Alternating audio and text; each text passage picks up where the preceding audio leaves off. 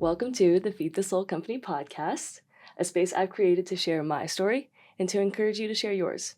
I'm your host, Liv Sedla, and I can't thank you enough for being here. With me today is super special guest, Erica Collins. So Erica is a center on the UNLV women's basketball team, and UNLV basketball, let me just emphasize the women's. First of all, women's basketball team, they're 3-time conference champions, and this year they're going for the four-peat conference champions title, and talk about just absolute amazing victories there. And Erica's a huge part of that. And she's just kind of someone that I see as so well-rounded, and I am so happy that I have someone on campus that also shares similar passions to mental health and just investing in themselves outside of their sport. So Erica's with me today. I'll let her introduce herself. Erica, thank you so much for being here. Thank you, first of all, for having me. We were talking, and I was like, I'm just so excited to talk just about life and just my story a little bit. Yeah. But no, like you said it perfectly. I'm a student athlete here playing the women's basketball team, but I'm more than just an athlete, I'm a student, I'm a sister, I'm probably everything that you can think of in many different ways, and that's what I love most importantly about being here. I really love that. So tell us a little bit more about you, maybe some of your titles, and then your journey and how you came here to UNLV. Yeah, so first, I think what I like to think of myself is we're all human at the end of the day. And I think we often forget that a lot. Absolutely. Yes, we have these titles. Yeah, you're a student athlete, but, sometimes we have to remember we can make mistakes. We're humans. And that sometimes get lost a lot. So human first. Then obviously I'm a daughter, I'm a sister, a student athlete. You could say, I'm an intern. I'm probably a lot of things, a teammate, a roommate. And I just think, being able to embody everything to what I believe in the best possible way, ultimately, I think of myself as an advocate.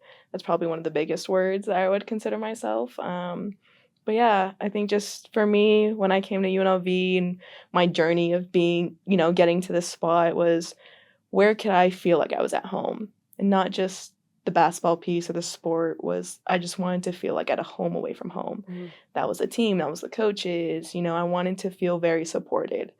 And I think I really ultimately made my decision based off the support system that UNLV had. We could talk about Dr. Raven, Dr. Chad, Dr. Casey, and I really do think that was the reason why I came to UNLV, because I knew college is not easy in any way, shape, or form. Anyone can tell you it is. They could show you all the highlights, but it really is those moments when, you're kind of almost at that line that, a breaking point or, you're missing home. Things just get tough. And it's those people who are there to help lift you up, help guide you through those. And that's probably what's really gotten me through college a lot. Wow. Erica, OMG. So just in that, there's a lot I want to touch on. A couple more questions I'm going to ask you that don't follow our little agenda. But starting off, you mentioned intern, advocate.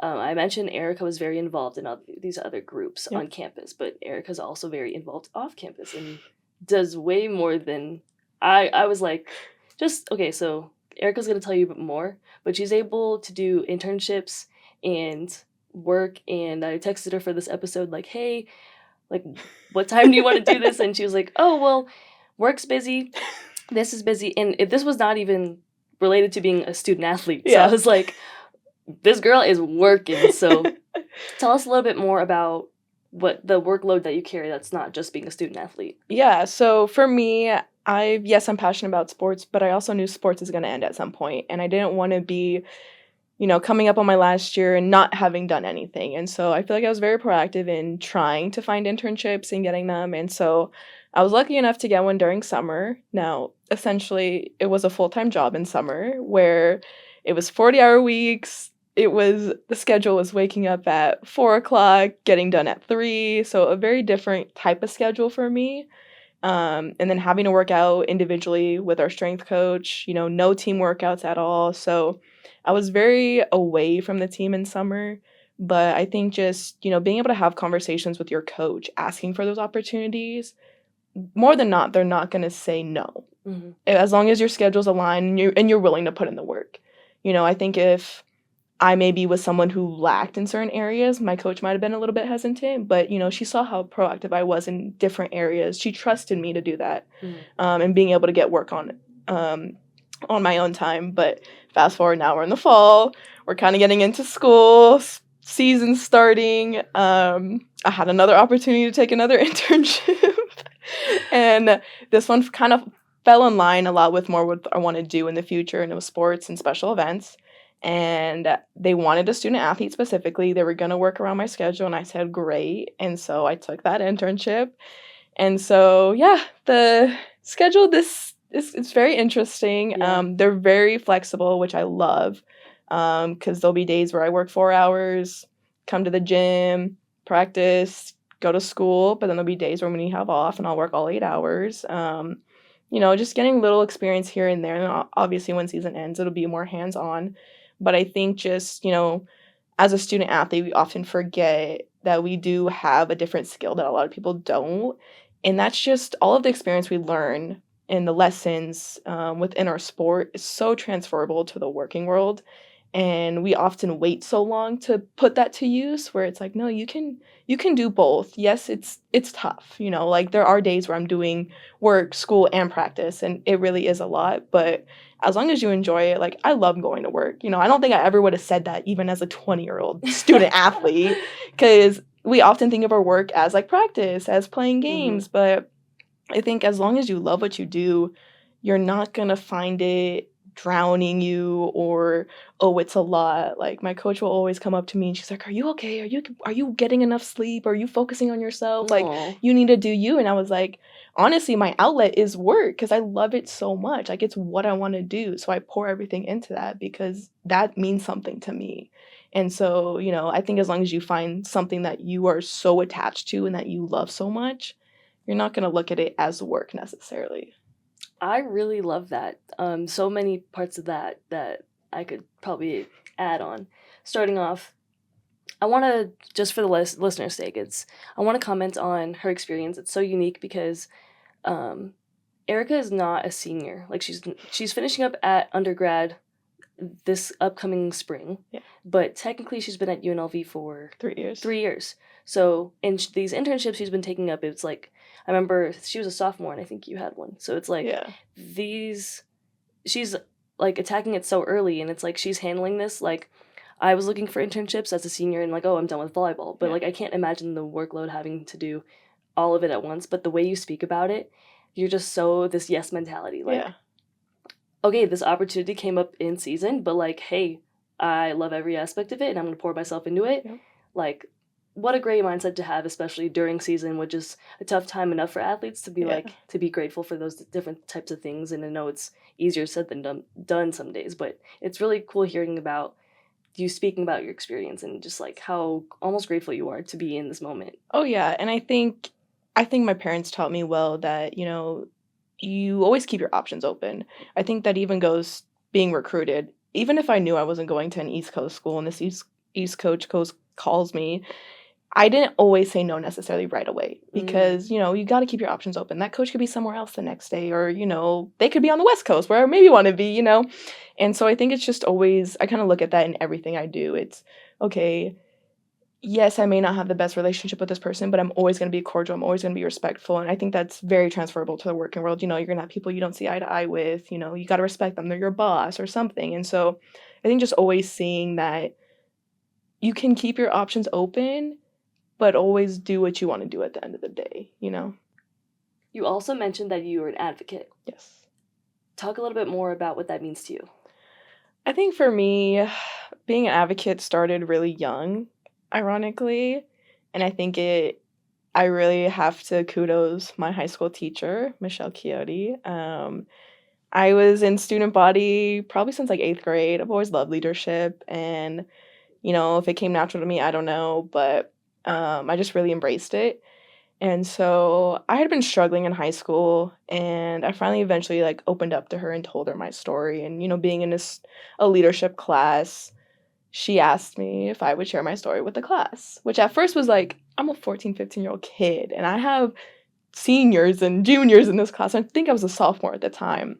And it essentially was just, I always felt so much pressure on me. I'm the youngest, so I always felt like I had a sister I had to live up to.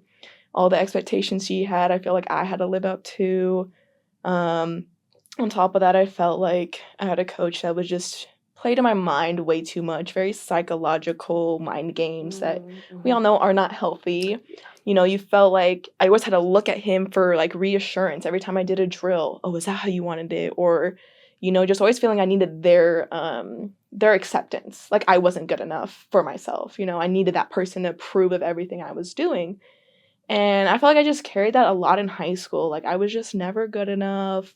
And so when I opened up and told my high school teacher this, she's like, I want you to share that. And I think that's when my mind like switched, like, oh, you see something in me that I can then share and hopefully just help one person.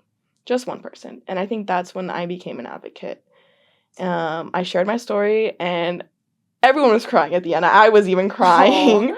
But I think to share that as a 15-year-old kid, I think it's just shaped my life entirely. We've done the Find Your Anchor boxes here. Just being able to bring that to Vegas and bring that to the student athlete community and seeing the impact. We've already passed out all 2,000 boxes and people keep asking for more. And so now we're just trying to break even more records, but also just seeing the community in Vegas and how much they support and embrace mental health. I just wanted to be able to share a little bit of things that I use, and that was like what the box is. And so I think just always making sure everyone has a voice to be heard, because I felt like I never had that voice when I was struggling a lot. And yes, it takes time. No one's going to open up at the snap of the fingers. You know, it's very personal to you.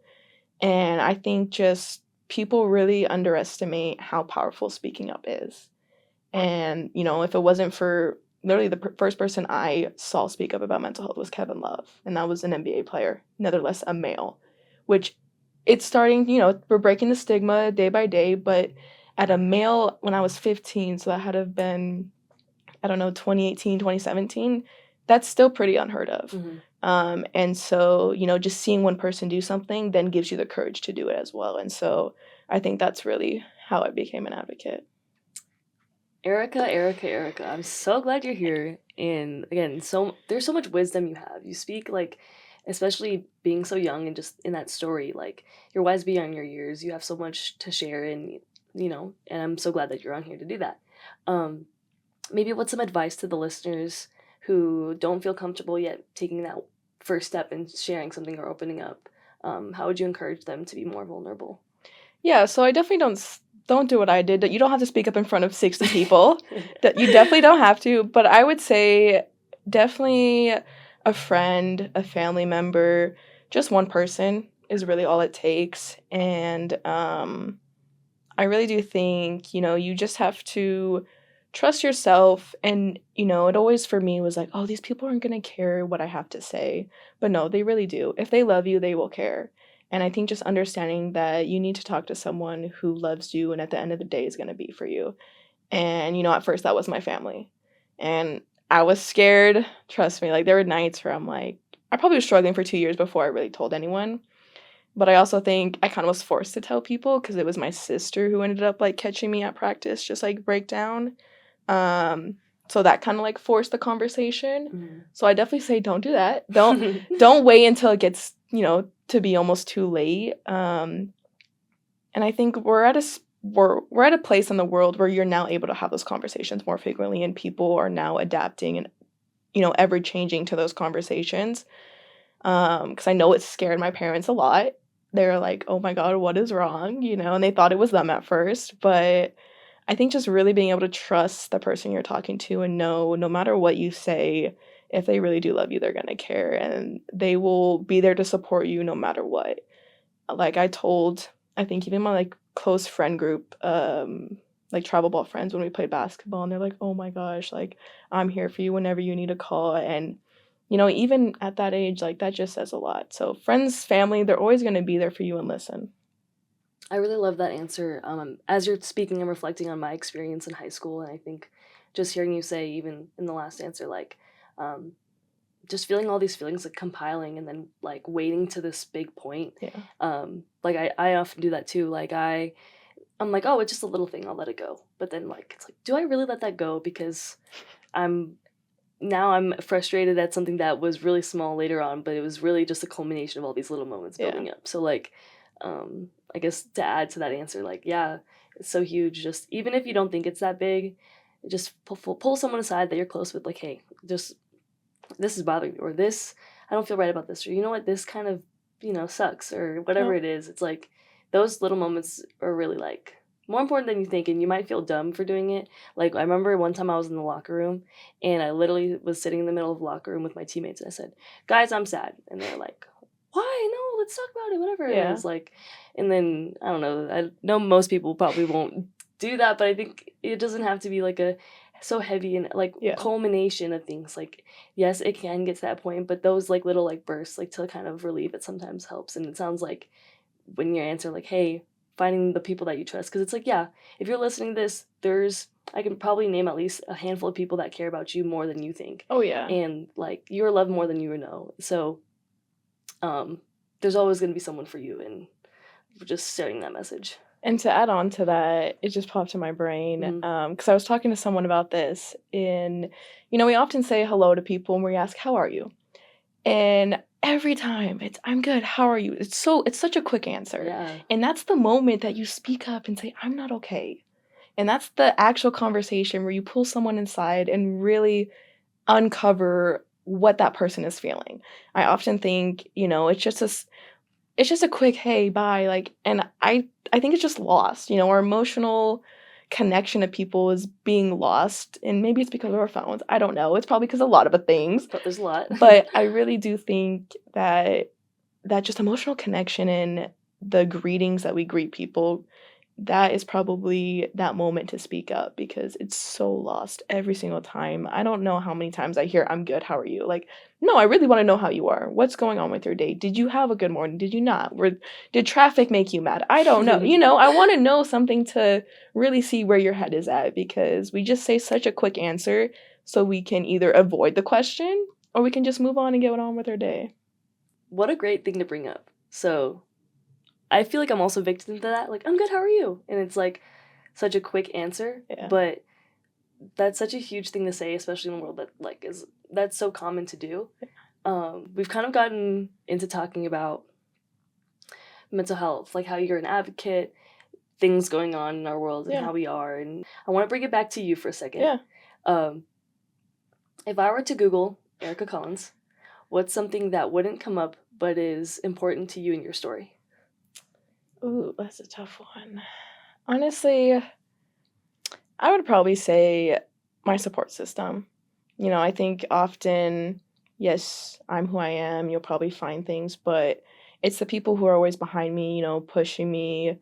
The reason why I do it, I saw a video, I think it was a Victoria Garrett, and um, I have a picture of my family on one of my lock screens. And, whenever something gets tough, if I'm in a workout, if I'm running our mile test and I'm like, I need an extra push, like, who am I doing it for? What's my why? And it's my family's my why. And I think I've always been supported by them in every way, shape, or form. Like I said, when I kind of was forced to come to them about my issues with mental health, they were so supportive. And I know I'm very lucky. A lot of some parents aren't. But I think just being able to have the support of my sister even saying, like, hey, something's wrong with her, like, we need to do something. And just knowing that they're always going to be there. Um, yeah, I think it's something, my parents necessarily didn't grow up with knowing. It's like it wasn't very talked about. And so just being able to be like, no, we're going to get you the help you need, whatever you need, and really understand what that meant, I think was super, just what makes me me is my family. We're so goofy and funny, but we're also able to have those serious conversations. And so, we are all our own humans at the end of the day, but I think it's the people who support us that make us who we are. Erica Collins, what a great answer. Wow, I really love that. The people around us are essentially the people who, like the people who support us, are the people who make us who we are. Yeah. That's such a powerful statement. Um, do you want to talk a little bit more just about maybe the people that have affected you and or supported you, and I guess along with your mental health journey, a little bit more about that? Yeah, I definitely say my sister probably is like the biggest person that comes to mind. Like I said, she was there when everything happened, and I think that honestly just bonded us. Yes, it's a unique situation, but being in a place that I thought was my therapy, which was basketball, and being able to have something impact me so much where I just walked out of practice. It was a big moment. And nonetheless, high school basketball, not like travel. It was high school, which it's not it's not as serious as travel. Mhm. For it to impact me at a place where I didn't feel pressure and stress was a lot. And her being there, I think just, we've had that bonding connection now where I know if things get tough, this season hasn't even been the best for me mentally. And so being able to text her and be like, yeah, like I'm not really okay, like I'm going through this, and she played Division 3 basketball, and us being able to kind of relate to each other in many different ways is probably really nice because I've just been able to feel less pressure, being able to just put my emotions out there and just feel heard. And so just having stuff like that, I think with my sister and that unique bond, she's definitely the person I think that I look up to a lot. And she kind of says the same thing. She's like, "You're my role model," and I'm like, "No, Aw. like you're mine. Like you're the reason why I've gotten here is because I hate to say it, but like I always wanted to be better than her. I wanted to do what she did times 10, and I saw that, and I really, she was the role model for me. And I don't know, she's definitely the person that I think has allowed me to be who I am and just push myself to be here. I mean, you said, "Oh, it sounds bad to say that," but I mean, that's how I was with my sister. Yeah. Like, I looked up to her, but also, like, I'm gonna do it better. Like, she Yeah. got good grades in school, but I was like, well, I'm gonna have straight A's. Oh, And 100%. like, she played volleyball, then played basketball, then I played volleyball, then I played basketball, and then now I'm volleyball in college. But it was just like, I'm mini you following your footsteps. So I love Yes. how you have that sister bond because Oh, me and my always. sister, like, OMG, I don't know what I would do without her. Shout out to you, Naya. No, exactly. Yes. You started to mention a little bit about some things that happened in your basketball career. Like, Yeah. can you tell us maybe a little bit about some challenges that you've faced and then how you overcame them? Yeah. So I definitely think coming in from high school to college, it's a huge jump physically, mentally. You now have your schedule laid out for you month by month, essentially. You're constantly checking, oh, what time do I have this on the Google Calendar? Yeah. And so it's definitely a different routine. And then you have to find your routine also. Yes, you have what every day looks like, but then what's the in-between time? What are you doing? And I think for me the biggest challenge coming in was just the physicality and the quickness of what basketball was. And so just kind of understanding what that meant for me, but then not comparing myself to what other people look like. I think definitely like a body image thing was very huge. I don't look like very athletic, number one. Let's just preface that. Yes, I'm tall, but I don't think I got the athletic genes of what an athletic person looks like, and that's totally fine. But I think I definitely came in comparing myself to, oh, I got to look like all these people now. And that wasn't the case at all. And so then, just falling into different nutrition habits, bad or good. I'm finally away from home and, I have the freedom to buy whatever I want in terms of food. Am I making the right decision? Am I not? Am I being mindful? And so I kind of fell into a lot of unhealthy habits in the terms of, not going crazy, but I didn't have that balance of what it meant to be mindful when you're eating. And, I wouldn't even say like it was an eating disorder, but it was probably on the way if it kept going for a little bit while. I just felt very guilty when I ate food. Mm-hmm. I'm like, oh, well, this isn't helping you. You look like this and you need to look like that. And so just that comparison. And so I think, being able to talk to Dr. Raven, our sports psych, but then also talking to Kennedy, our nutritionist, she, we tried so many different things of, keeping a journal.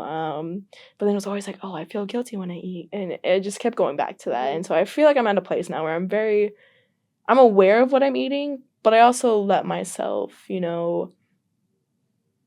not indulge, but have things that I should have. Like, yes, you need carbs. You're an athlete. Absolutely. You can't have no, like, what? Like, you can't have no bread, no carb. That's like a big no. And I think too, it didn't necessarily help that our team gets ice cream after every road win.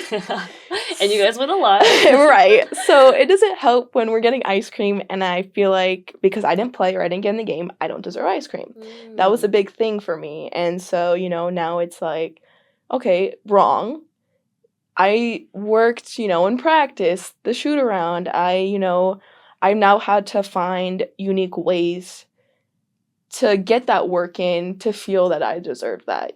So yes, like I'll go and run before a game if I know I'm not necessarily gonna play, because I'll be like, oh, I still did something today. I feel Right. good about myself. I can Right. do this. So that's probably been, I think, my biggest challenge, is just understanding that you don't have to compare yourself to nobody or change anything. You are you at the end of the day. You got recruited for you at the end of the day and your skills, not someone else's skills. Um, and yes, I think another challenge has been not playing. It's very different. You come from a place of playing every single minute, being in every single rep, and it's not the case in college. Everyone's the best. And so just kind of understanding what that looks like for me. And, at first it was like, oh, you have to be in the gym 6-7 hours a day killing yourself to be able to get out there. And like, no, that's not the case. If I can do what I can do in the 2 hours of practice and go hard and give my 100%, have nothing left at the end of the day, I'm fine with that. But I don't, I necessarily am the person where I don't feel like I have to come in and get extra shots up at the end of the day.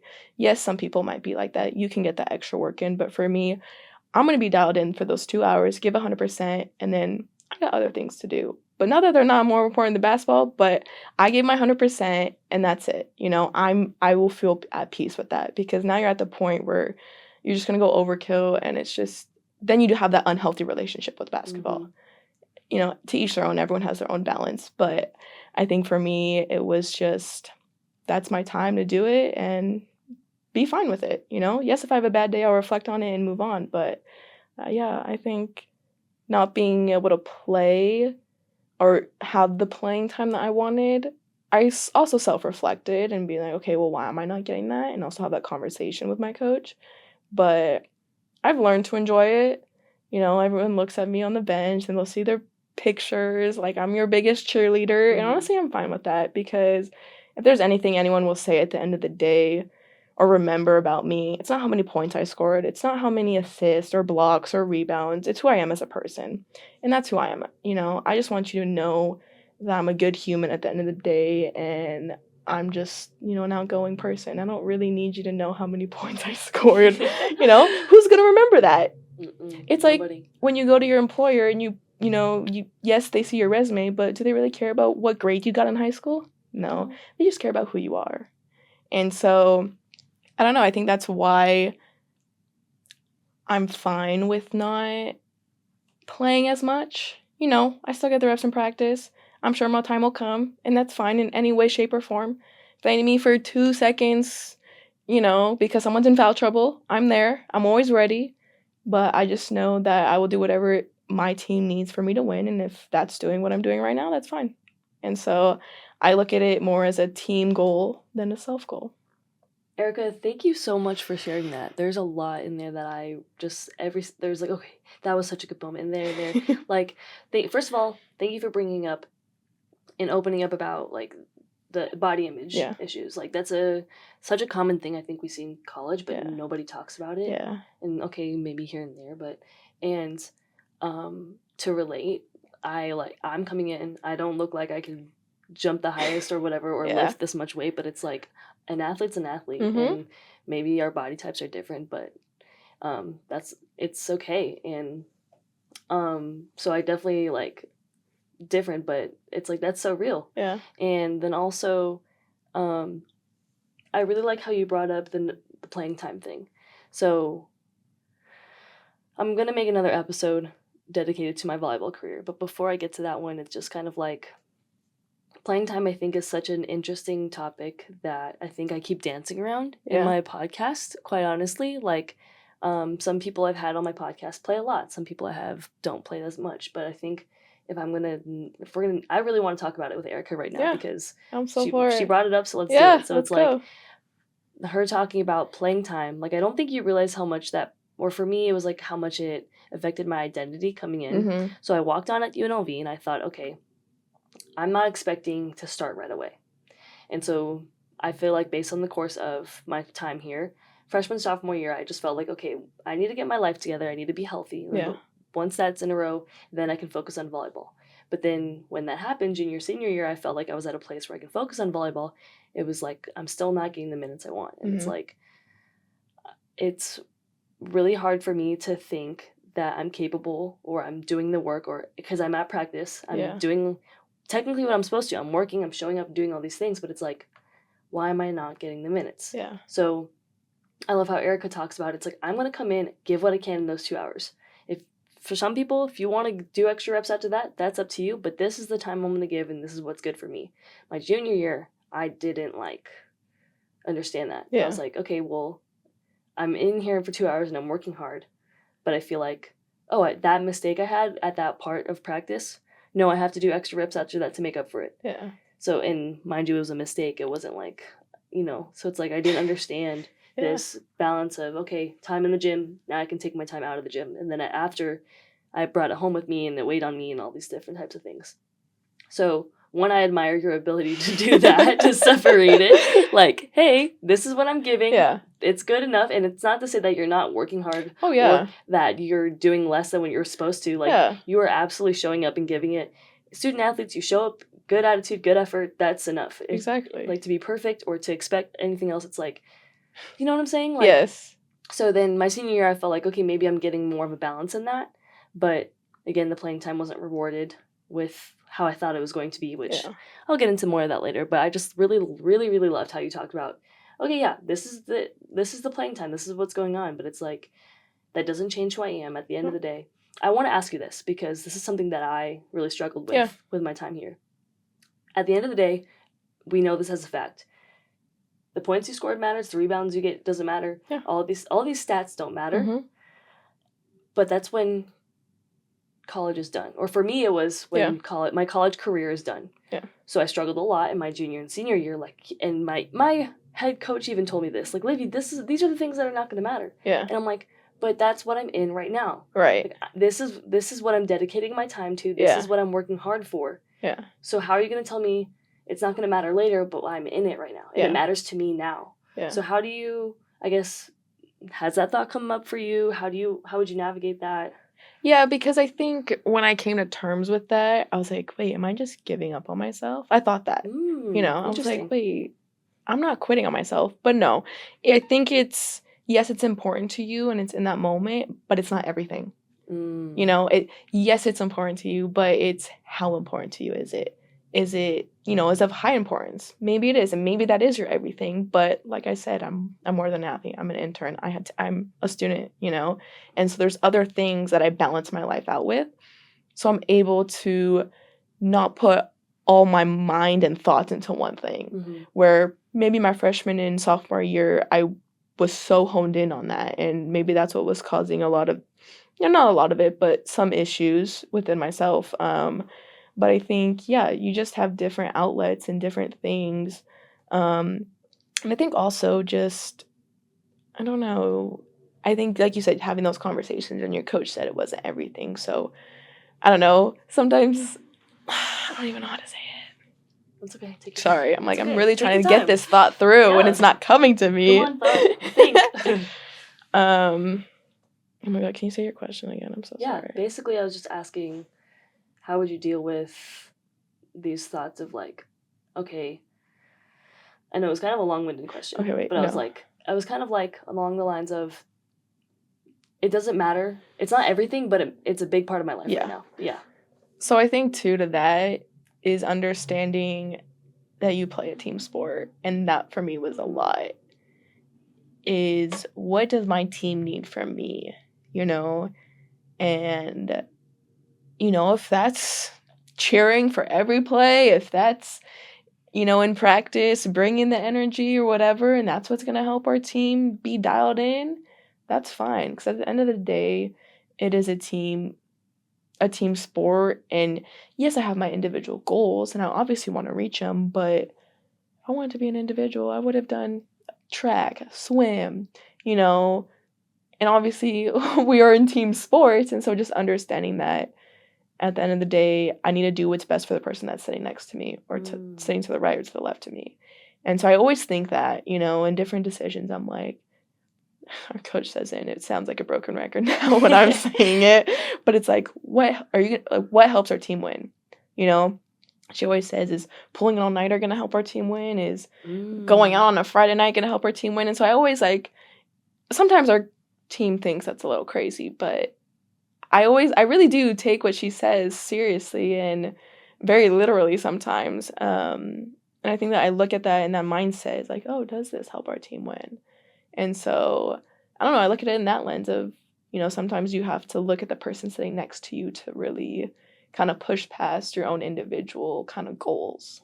I think taking that perspective is super helpful, especially in a team sport. And we're both in team sports, so that's like, I remember in that moment in season for me, that's especially what took me out of my own head to be like, okay, maybe that wasn't a perfect pass or that wasn't a perfect thing to do, but overall, like, how can I be so that the team is being better for it?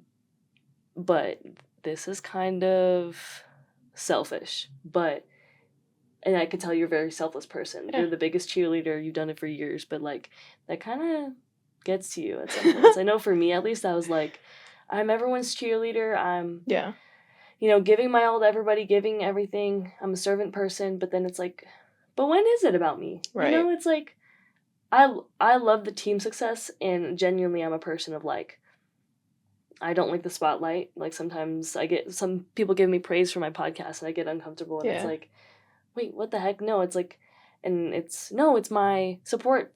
It's my team of people around me that have created this thing that I get to do. It's not only me, but but when I am so giving, sometimes I do have those moments of like, yeah, be better for the person next to me, but what about me? Yeah. Do you ever have any of those moments? Oh, 100%. And I think I felt it a lot this year. I was like, I've told my team, I'm like, do I sound like a broken record? Like, am what I doing, like, really helping you guys? Because I'm like, because sometimes it's really exhausting. Yeah. And I've told Dr. Raven this so many times. I'm like, sometimes I just feel like there's days where I cannot give that to them, but I have to. Because it's just going to feel like it's missing that in practice.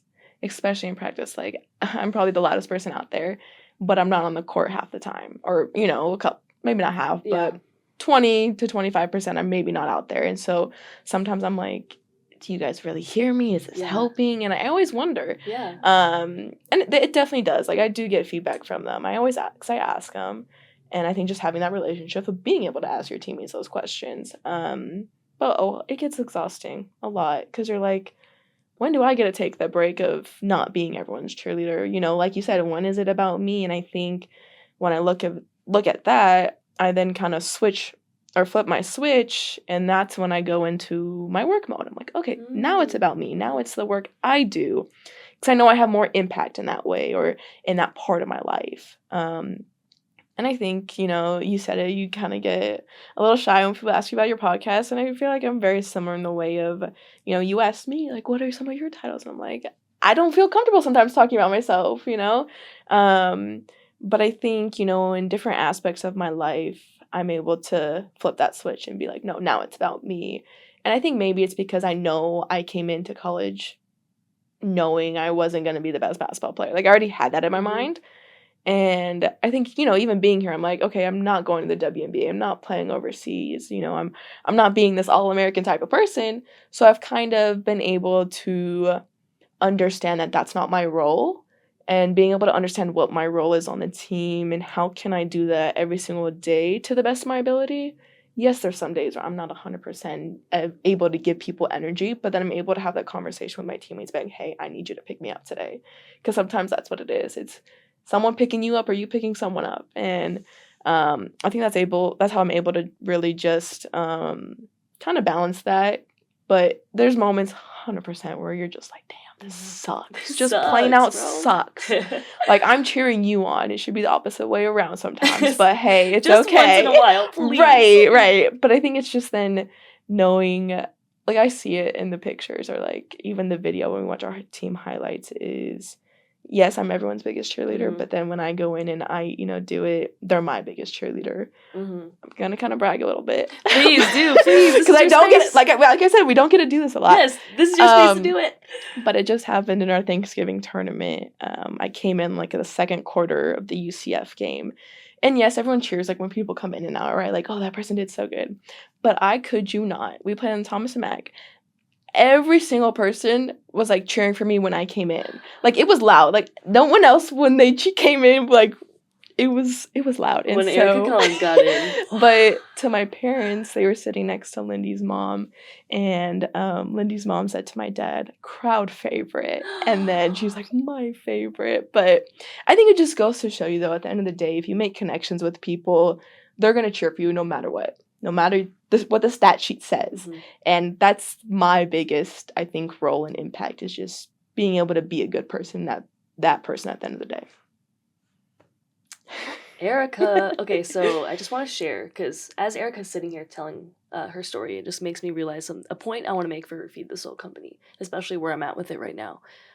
Yes, I want it to grow and be big, and all of these famous athletes are on here telling us how they take care of themselves, but also, like, I love how I've created this space. Now I'm going to brag a little bit about myself. As you should, yes. I've created this space that the non-starters, the cheerleaders, the people in the back of the room, the people that are good people that are going to do it, put their head down and do the work, and it's not for anybody else, but just because that's their character, have a chance to talk about it. Because Erica's sitting here, she's like, okay, I came in here knowing I'm not going to be the star of UNLV, and my basketball career is going to end. I'm not going to go pro, but I'm still going to be the best person I can and give to my team and invest in myself in different outlets.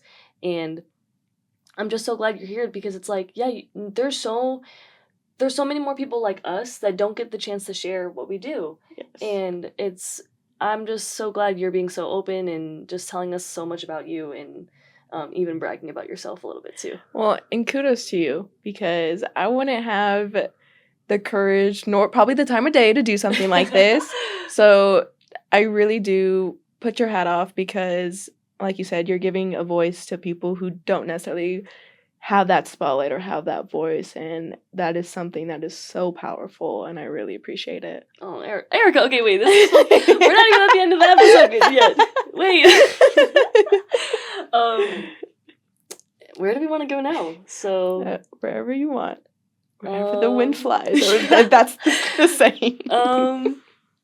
There's like so much we've talked about but there's so much more that I want to like still talk about. But yeah, go for just it. for some direction, I guess. I'm just gonna talk a little bit just to give ourselves where have we gone? So we've talked about the mental health space, about your story coming here, your family supporting you, getting like being the reason why, I guess, your journey, that's your anchor. Yep. Some of the challenges and how you overcome them. Let's go into, tell us about day in the life. We've talked a lot about how busy she is and what she's doing on the court, or things we've gone through on the court. Yep. Day in the life of Erica Collins. Okay, I'll give you a typical day, but then I'll go into like a busy day, because they're very different. Please. So I'll do today. Today was pretty typical. Wake up like 8 o'clock, go get breakfast 8:30, have class at 10. So kind of pretty chill up until that point. Then we got class ends around 11:15. Go get treatment. Oh, actually, psych. Class. Then I had a Mountain West senior women's and leadership call. And then treatment. Then practice. Then that puts us at around today was 3:30. So kind of busy, kind of not. Morning, depends on what you think of it. Then went to go get some food around 4. Took a quick shower after that, and then came here. So to me, that's very typical. Class in the morning, then practice. To me, that's nothing too crazy. Boom, boom, boom, boom, right. boom, boom. Nothing too crazy. Done around, after this, would maybe be 7. That's fine. I was like, I got 2 hours to watch something, chill. But no, my crazy days, oh God, those are Mondays usually. Those get me. Mondays are like an 8 to 8. So I'm up at like 6:30. Gotta get breakfast at Fertitta before. Well, I usually get there when it opens, so like 7:30. Okay, so busiest day. Yeah. Those are Mondays for the most part, so it's a great way to start my week. But those are usually 8 to 8. Mm-hmm. I'm usually up at 6:30 for the most part, getting ready for work. I have to have a cup of coffee that day. I'm not really a coffee drinker unless it's work days for the most part. Telling. Yes, it's very It's one of telling. those days. Get to Fertitta around 7:30 to eat breakfast. I usually take it to go because I got to get to work by 8. So I'm driving to work. I'm literally eating my breakfast in the car.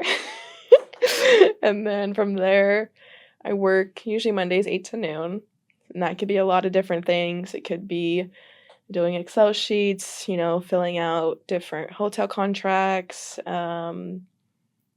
volunteer events, making a little know before you go signs. Can I take a quick pause and ask you something? So you talked earlier about this is like the internship that came up that was like this is what you really want to do.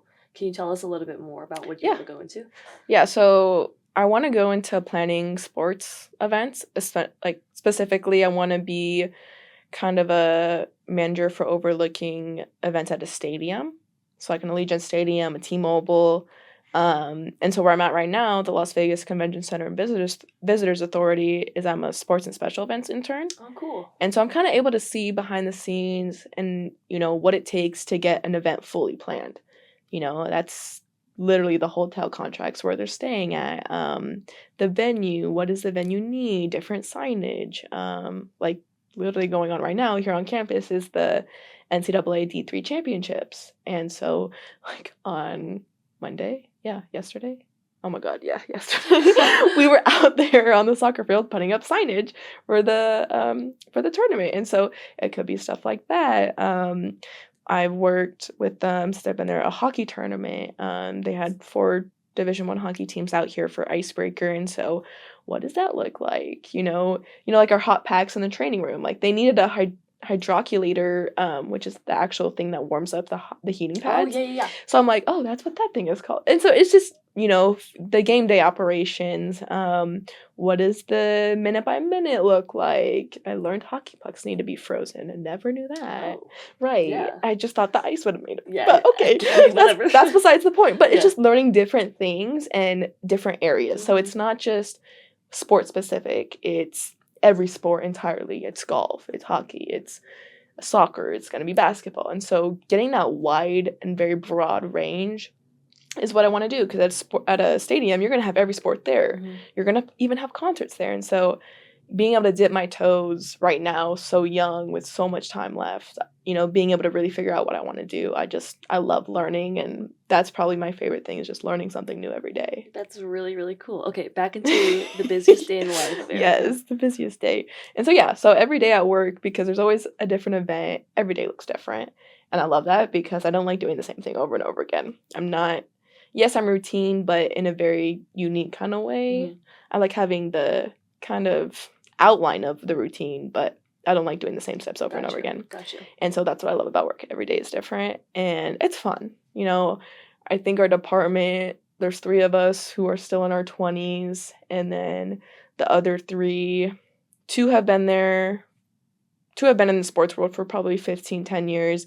And then our boss, she's probably been in sports for, I don't know, Lisa. She's just a sports guru. She's been in sports for a long time. Mm-hmm. But, we have that fun and unique team dynamic that just makes it so fun to work there. And so then after that, puts us at around noon. Then I'm speeding over. No, I'm just kidding. Yeah. I'm politely driving the speed limit over to the gym.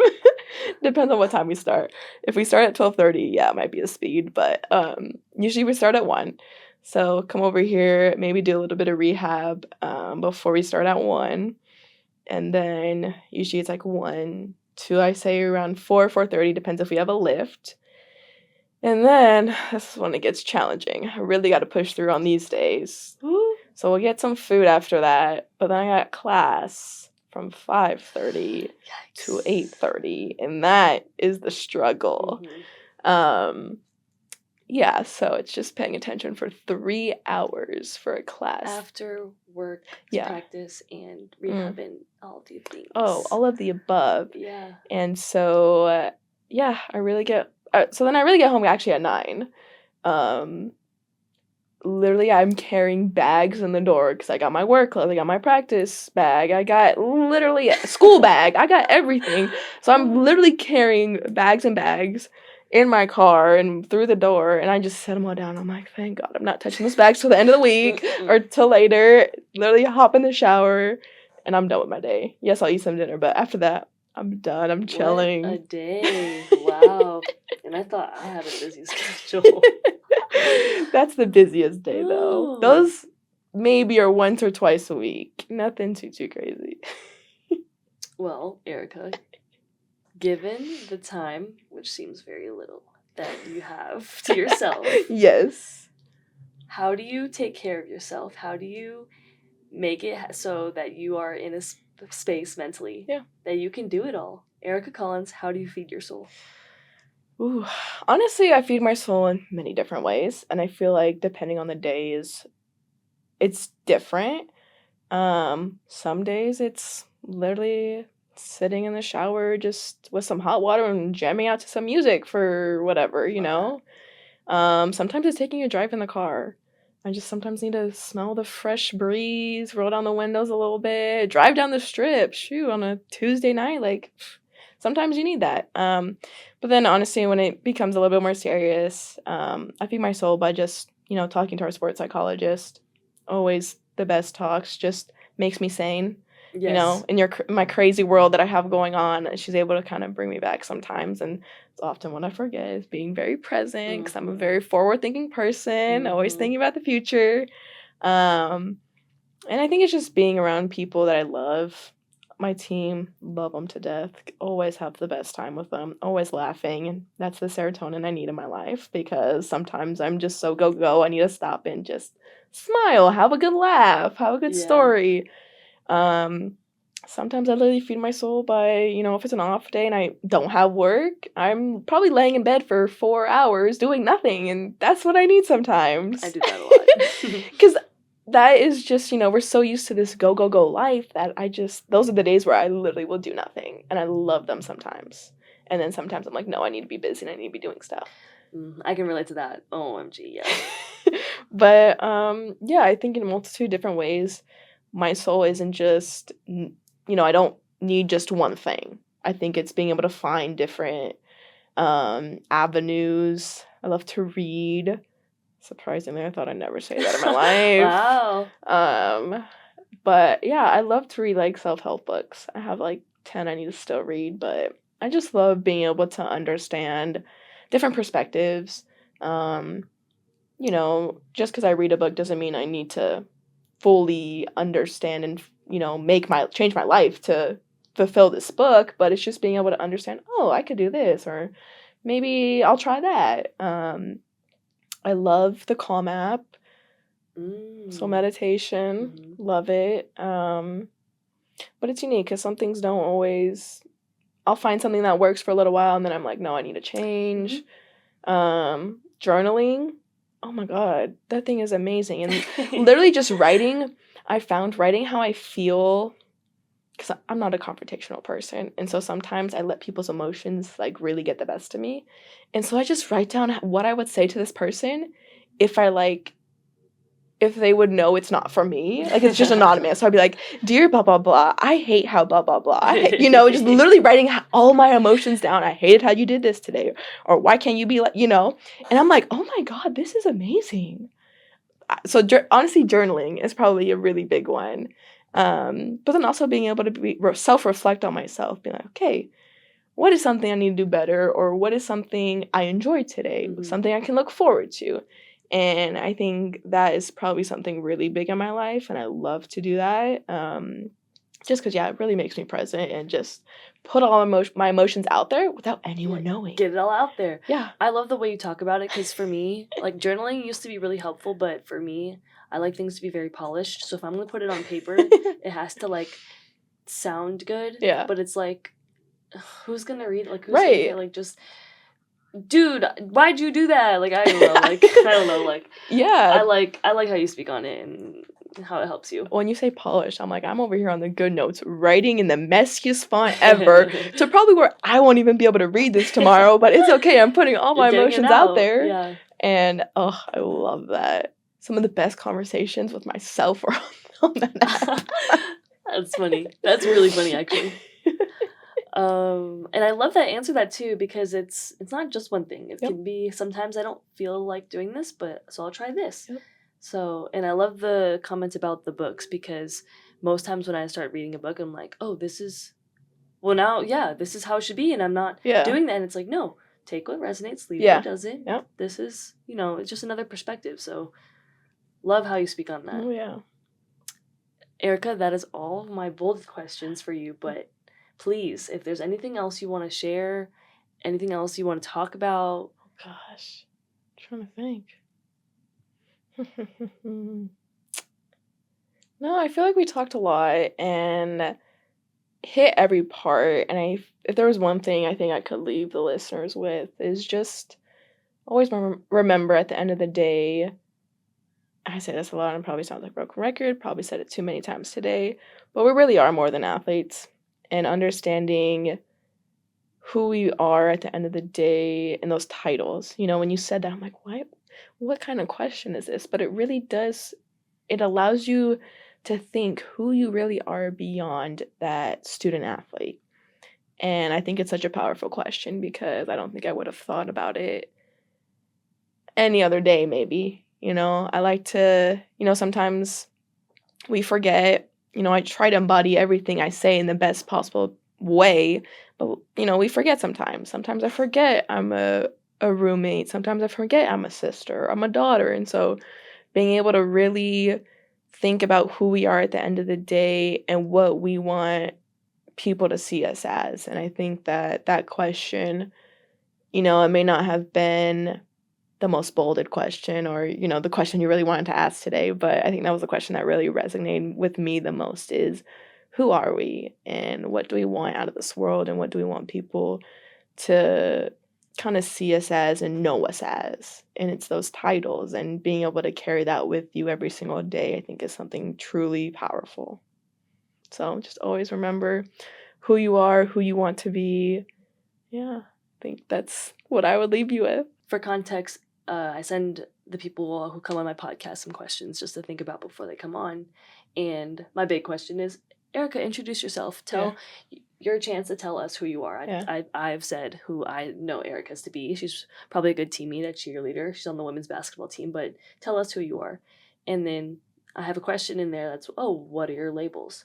And that's to kind of guide a thinking of where, okay, what's separating, what do people know me as, and then who am I really, like, as a person? And I think she took it as such an interesting perspective of, like, I'm a culmination of everyone who's given to me. Yep. These labels don't define me, but are a part of me. Yep. And it's, like, such a cool way to, and, like, I'm just so glad we're here connecting on that and just speaking about this, about her story. And it's, like, that's really, I hadn't known that that's what resonated with you. And I'm really glad that you shared that, because I just said, and then I'm like, maybe it'll help some discussion, but then she's like really thinking about it, and I really like that, and I really appreciate it. No, and I really would, not that I was like, oh, let me like really plan out this conversation, but it was more of just like, okay, let me just skim through these questions real quick. But I do think you could take it how you want. You can labels, anyone can say something different, but yeah, that really was the one that resonated with me, because it reminds me I'm so many more things than just one thing. And we all are. Every single day, we are more than one thing. And just, kind of always taking that with you every single day, every single step of your journey, that you have so much to offer, so much. It's not just one thing. Wow. Listeners, I hope you felt that this fed your soul as it did mine. Erica Collins, thank you so much for being here. And to all the listeners, thank you for being here extra. And stay tuned for the next episode. And we'll see you guys next time. Thank you.